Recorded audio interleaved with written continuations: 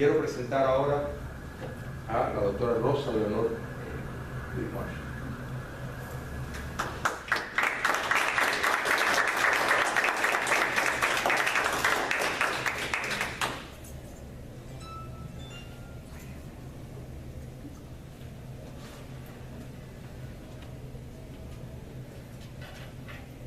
Bueno, gracias, señor Julio Schilling, por la invitación, y a los compañeros de mesa, porque han tocado las teclas tan unifónico, valga la redundancia, la riqueza del material extraordinaria. Y como recordación del 20 de mayo me parece sumamente oportuna. Cuba nace Estado, 1902, pero ya era nación. De no haber sido nación, antes que Estado no hubiera habido Estado. Y nace en contra de todas las posibilidades cuando hay esa irrupción de la intervención americana, que, como dijo el doctor Hernández, que me encantó su plática, así como la de Alberto, todo el corazón y el respeto y todo lo que abarca el presidio político cubano y el gedeón orador que tenemos en Alberto Grau Alsina. Algo extraordinario. El doctor Hernández también me ha maravillado. ¿No, Hernández? Gómez. Me ha maravillado porque, siendo tan joven, él es producto de lo que ya sabemos, pero no lo es. Con una capacidad de síntesis maravillosa, con mucho que decir y que aprender, es muy conceptual de todo. Cuba es un país realmente extraordinario, y si tocamos la historia de la América Latina, vemos que tenemos muchísimo que apreciar y valorar nuestro camino. ¿Por qué? Porque Cuba nace española. Cuba no nace cubana. Sus instituciones, y yo voy a hablar de las cívicas, porque ha hablado el doctor Gómez de las instituciones políticas, las ideologías, y Alberto ha hablado del espíritu de la nación. Las instituciones no eran cubanas. Las instituciones de la Manigua se crearon en la Manigua. Pero cuando nace el Estado cubano en 1902, el Estado, la nación ya existía. El cubano está pasmado, está cortado, tiene una sanguijuela en la sangre, por ahí se desangra. Si es la intervención, que, como dijo el doctor Gómez, a la postre dejó un sedimento estupendo en muchos renglones institucionales de la patria. Pero esa espinita adentro demoró 30 años, ¿no?, aproximadamente, en salir, que fue la eliminación en Punta del Este, en Uruguay, que ahí estuvo nuestro profesor, el doctor Portel Vilá, influyendo en la abrogación de la enmienda Plata. Pero no es eso. Venían instituciones de la colonia, venía la universidad colonial, muy restringida, pobre. Venían instituciones benéficas, muy saludables para cualquier estado. Pero el cubano estaba hambriento de hacer lo suyo. Y en poco tiempo hizo un despegue maravilloso. En un territorio chico, con una población pequeñísima, de 1,5 millones, si acaso, de habitantes al nacer. Poca sangre criolla, en definitiva, porque contemos que las primeras inmigraciones españolas del siglo XX fueron poderosísimas, 70.000 en 1900 y tantos, y 200 y tantos mil en los 20 y pico. ¿Dónde quedaba el cubano, que ya de por sí era el pichón de español? Pero, por suerte de la divina y de la idiosincrasia, y cómo esa intervención hizo un balance de que no ocurrieran desgracias superiores, Cuba se desarrolló perfectamente en esa transición, sin odios ni rencores. La República, que en ese aspecto quería y provocaba Martí. al amor para todos. Pero el dinero estaba en manos foráneas. El dinero no era cubano, Cuba nació con hambre, nació con pobreza, nació sin dinero. Y sin embargo, ya desde el primer momento empezaron a surgir las instituciones cívicas hechas por el aliento, por el entusiasmo que traía el cubano mayormente del destierro. El destierro, que hoy en día llamamos exilio, trajo un roce maravilloso con otras culturas. En primer lugar, la norteamericana, la francesa pesó muchísimo, y había un background, y había un bagaje importante de los cubanos punteros de pensamiento en el siglo XIX, y toda la criollez que teníamos con la ideología, doctor Gómez, Alberto, doctor Chili, toda la ideología, los grandes puntos cívicos, que a eso me voy a referir brevemente y corriendo, que fueron forjando ese espíritu cívico del cubano. El cubano fue gran cívico, tuvimos un gran civismo, luchamos contra las dos pequeñas dictaduras que tuvimos, que no fueron tiranías, que fueron semiautoritarias, porque durante esas dictaduras de Machado y de Batista, el cubano se las disparó en años, chiquititos. Esta es de otra índole. Este paréntesis largo tiene algo de amor, pero volvamos a las instituciones cívicas. El cubano corrió. Estábamos a la altura de los tiempos, sí. La mujer, cuando nace la República, estaba a la altura de los tiempos. El esclavo ya no estaba a la altura de lo que había sido el pasado común de Occidente y del resto del mundo. El esclavo ya estaba en otra tesitura gracias al avance de los tiempos. Ya había libertos, ya había libertades, había habido una evolución tremenda y extraordinaria, dejándolo antes. Quiere decir que esa forja fue en un desarrollo maravilloso y salió corriendo el cubano a querer hacer sus creaciones.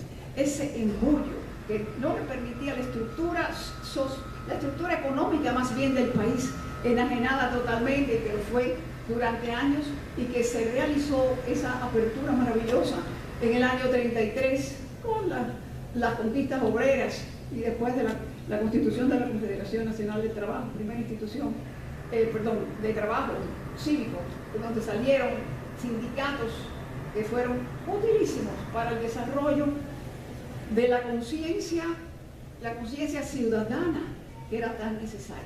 Pero desde el primer momento la mujer, el liberto, los hijos de los libertos ya sentían que estaban en otra tesitura. Se crearon asociaciones de gente de color. Los chinos fundaron sus instituciones.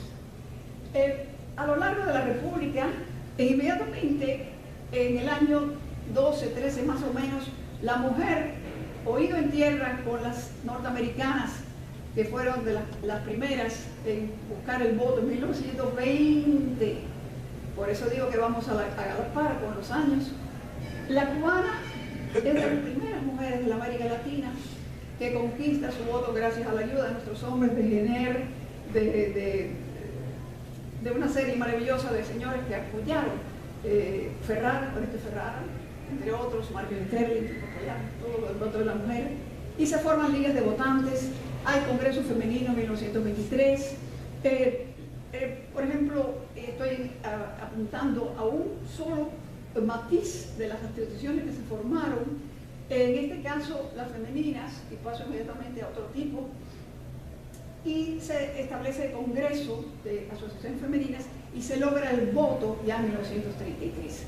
Como se logran el espíritu avanzado de los revolucionarios del 33, actitudes cívicas estupendas como el tiempo de 8 horas de trabajo, la atención a las mujeres en la cárcel, que hubiera higiene, que tuvieran un tipo de supresión personal, que se legislara la cuestión de los niños, que los niños tuvieran tribunales especiales para los niños, que, por ejemplo, se alfabetizara, que llegaran una serie de conocimientos populares a la masa que era chica, pequeñita, pero hambrienta de expansionarse en toda la apertura socioeconómica que el país requería. Nosotros tenemos, se forman las asociaciones con los primeros años de la República de colonos. Había habido tremendos movimientos de tierras que los cubanos no poseían. Para que en 1933 se legislara que el cubano tenía derecho en 50% poder trabajar, significaba que era muy difícil en esa tierra poder trabajar si no se hubiera legislado como se legisló. Es decir, el español tenía su comercio, era el propietario del comercio, las tierras, los cubanos no nacieron con las tierras, las perdieron en la guerra, se recuperó bastante, pero en 1921 eso se perdió con la gran baja que hubo después de la Primera Guerra Mundial. Y entonces se vieron obligados a vender las propiedades, los bancos se incautaron, los norteamericanos expandieron su guerra, surgió el latifundio, el doctor lo sabe, lo podría explicar mucho mejor que yo, pero todo esto originó una conciencia ciudadana de formación de pequeñas asociaciones, instituciones que lucharan por los pequeños derechos y necesidad personal de pertenecer a algo que permitiera la expresión personal. Y así no solamente los masones, que tenían proyecciones sociales, había sociedades, las benéficas, por ejemplo, ustedes conocen la Crece del Vedado, conocen la Liga contra el Cáncer, conocen la institución Barona Suárez, posiblemente la gente de mi generación, cuando salíamos en La Habana a recoger centavos para ellos. Me tocó vivir una vida republicana intensísima de los años 50 en adelante, 40 y tantos en adelante, y gozar de esa maravilla de institucionalidad que se procuró desde muy temprano tiempo, en todos los sentidos. La Academia de la Historia, los Rotarios, habló usted de los Rotarios con tanto éxito, tenían una proyección cívica maravillosa.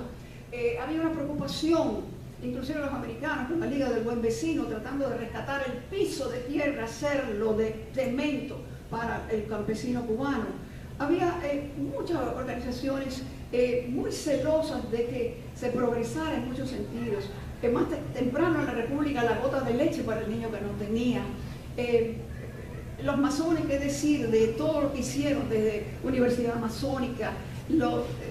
Es inconcebible pensar los asilos que se procuraron para ancianos fuera del estatus estatal, es decir, fuera del control del Estado, lo que fue la iniciativa personal de cubanos, con un mínimo de individuos, mujeres y hombres, que establecieron una de las grandes instituciones cubanas, que tal vez, no sé hasta qué punto se conoció el Liceo, cuya proyección cívica y social era extraordinaria, con biblioteca popular, con todo formación para las domésticas en escuela nocturna, para ellas, para que se superaran y aprendieran un poquito más de higiene y trato, modales. Las sociedades de color, a su vez, tenían un aspecto cultural muy interesante.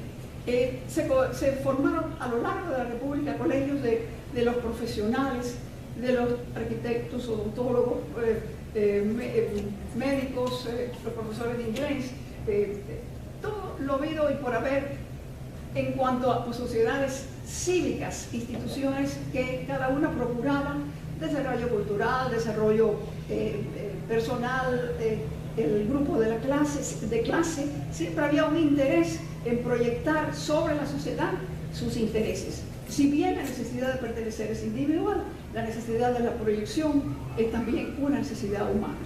Y Cuba trajo muchos punteros cívicos, republicanos, mujeres y hombres extraordinarios, como citó el doctor Gómez desde el principio, con Barona, una figura que no hemos mencionado hoy creo, el doctor Mañach, que participó en el ABC. Algunas instituciones se formaron inicialmente en forma cívica y evolucionaron hacia la cuestión política, porque la vida es política, cualquier institución, detrás de todo, cualquier asociación tiene que tener una política de acción y una filosofía de acción, si no, no hay institución, ni hay nada. De manera que Cuba, con su pequeñez llegamos a los 6 millones y tanto, en 1959 desarrolló, no a nivel habanero, sino Pinar del Río, Santa Clara, Oriente, con sus grandes ciudades. Sus pueblitos chiquitos tenían sus asociaciones de chinos, sus asociaciones de gente de color, que era, como decimos, cada oveja, como dicen, cada oveja busca su pareja, ¿no? Bueno, es en una parte de la natural, y el mestizaje, o sea, el criollaje, el mulataje de nuestra cultura iba en progreso. Todo esto, desgraciadamente, se ha cortado. Un Estado totalitario no permite instituciones cívicas, va contra la naturaleza del totalitarismo. Pero un Estado libre, como Cuba fue, a pesar de sus dos manchitas semiautoritarias del Machadato y del Batistato, esos fueron de todas maneras proyecciones de progreso extraordinario en lo económico, en lo social y en el civismo. Cuando el ABC lanza por el malecón de La Habana la tremenda marcha, ahí entraron los jóvenes, los medio jóvenes y los mayores, pidiendo justicia social, pidiendo reivindicaciones maravillosas. Realmente yo me siento muy orgullosa de ese pequeño gran país que culmina con la inconformidad popular que Don Bosque de la Torriente funda con la Liga, con el grupo de amigos de la República, que eso lo vivimos, muchos de los que están, algunos de los que están acá, y que posteriormente culmina con la asociación de las instituciones amplísimas, con ramificaciones en todas las provincias, que en marzo 15 de 1958 exigieron la partida del dictador en la disolución del Congreso, que yo recuerdo que no había Congreso. Una vez, estando yo diseñando unos americanos, ahí se reúne el Congreso, y yo dije en voz alta, ¿por qué hay Congreso si no hay Congreso? En la época cristiana era cuestión de dedo. Pero llegamos a que estas instituciones maravillosas pidieran un cambio total, ya en 1958, cuando la inquietud ciudadana, cívica, era extraordinaria, porque el número de personas favorables al régimen era mínimo y la opinión popular era máxima en contra, y buscando un cambio en medio de una situación económica muy favorable. Eso fue lo admirable, que siendo Cuba el estado en que estaba de desarrollo, el pueblo estaba en contra del gobierno, porque el pueblo necesitaba y estimaba que ocurrió lo mismo que con Machado, de ahí nuestro civismo, que cortaron la institucionalidad de la ley, y eso no se lo perdonaron ni la generación anterior a la nuestra, la revolucionaria, la auténtica, la de Jorge Mañache, del grupo de los 23, que ya tenía 33 años o más, o 40, no se lo perdonaron, como nosotros no le perdonamos, siendo universitarios zapatistas, el golpe de Estado del 52. Y participamos en todo lo que pudimos en el liceo, y cuando fuimos a entregar suéteres por parte del liceo, del Fondo de Ciudades Mártires a la Sierra, porque era una obra de todos, creíamos entonces. Y vuelvo a repetir, esa última campanada nuestra, hubo grandes voces cívicas a lo largo de la República, maravillosas, difíciles de mencionar todas, ni mucho menos, pero sí quiero que sepan de este gran documento del Comité de Instituciones Cubanas. Ahí firmaron todo lo mismo por haber, las asociaciones todas de profesionales, de periodistas. El periodismo es otra forma cívica, institucional de actuar cuando hay hombres cívicos dentro de ella, universidades cubanas, que había unos cuantos, los leones, los rotarios, los masones, los de color, los de música, las instituciones musicales, las culturales, las pedagógicas, las médicas, cuanto tipo de organización de todas las profesiones que Dios nos ha dado, fueron pidiendo y exigiendo una disolución del Congreso, una exclusión del presidente que se había autonominado y una salvación del pueblo cubano. Desgraciadamente, yo no creo, Alberto, que fuimos tan culpables por esto, porque creo que se nos tomó el pelo, nos tomamos el pelo. Cada uno cayó, se despertó su conciencia en un momento distinto, y la desunión hace el triunfo del enemigo, y cuando tú creías, yo no creía, cuando yo creía, tú no creías, y por eso perdimos. Pero la Cuba que yo recuerdo, que tengo dentro, vivita y coleando, como si no hubiera pasado un solo día, está vigente, con toda esa extraordinaria riqueza de un pueblito de 6 millones cuando lo dejamos en 1959 y que fue capaz de ser tan creativo e ir haciendo, ganando su territorio, creciendo su economía, creciendo su pensamiento y procurando siempre ir hacia adelante. No conozco ningún pobre cubano que no quisiera saber algo más, desde el limpiabotas hasta cualquiera. Siempre querían un poquito más de educación. Y si el dinero no daba, para ir fuera de la escuela pública, se trataba de que siempre fuera ascendente. Y Cuba procuraba en las universidades tener y la educación secundaria era totalmente gratuita y existía la escuela pública primaria. Lo demás fue creación y me comí cantidad de cosas, o pasé por delante, pasé por alto, las asociaciones religiosas que tenían proyecciones cívicas y de muchísimas otras índoles que siempre eran para nuestro pueblo. De manera que, gracias a Dios, eso llevamos dentro, con esa tranquilidad y ese orgullo.